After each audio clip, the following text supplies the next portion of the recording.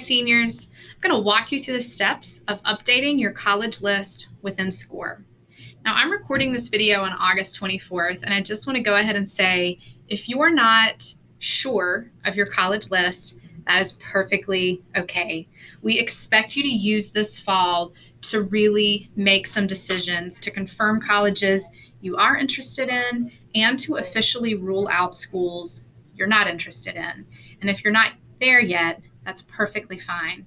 But what we are asking is that you keep your SCOIR account as up to date as possible.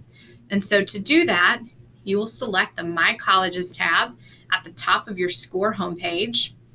And then you'll notice it defaults to a list of schools you're following, applying to, and applied. You can also expand this view for schools you're not interested in. And I really like this column because it helps Mrs. Bart and I as we're trying to follow along and understand where you are in the process. But for now, let's focus on applying and applied. When you're sure you are applying to a school, you simply move it from your following list to applying. At this point, you're asked a few questions, and I want you to pay careful attention to this question about type. Here you're going to see all of the options available at each university. Here I've selected High Point, who offers Early Decision 1, Early Decision 2, Early Action, and Regular Decision. That rolling option will also show up for a number of institutions, but not all of them offer rolling. So we can counsel you through that, or you can go ahead and make a selection among the decisions that you know are available. We'll talk more about this in a seminar, but it's important to know the difference between early decision and early action. Early decision is a binding agreement between you and the university. You can only apply to one school early decision, and when you submit that application, you are making a binding agreement that if admitted, you will in fact enroll. That's a big decision, and it's one that we really want to walk through with you before you make that choice. Most students will select early action.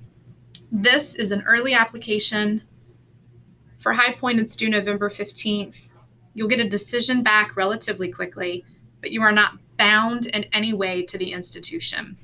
You can apply to as many schools as you'd like under early action decision plans. Regular decision is something I like to refer to as the last resort.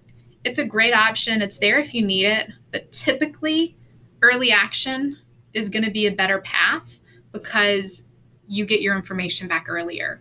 You'll notice here that the High Point regular decision application isn't even due until March 15th, which means there's no chance you're going to receive a decision back early. You obviously won't hear in the fall, and then the spring, it just really is too far down the road.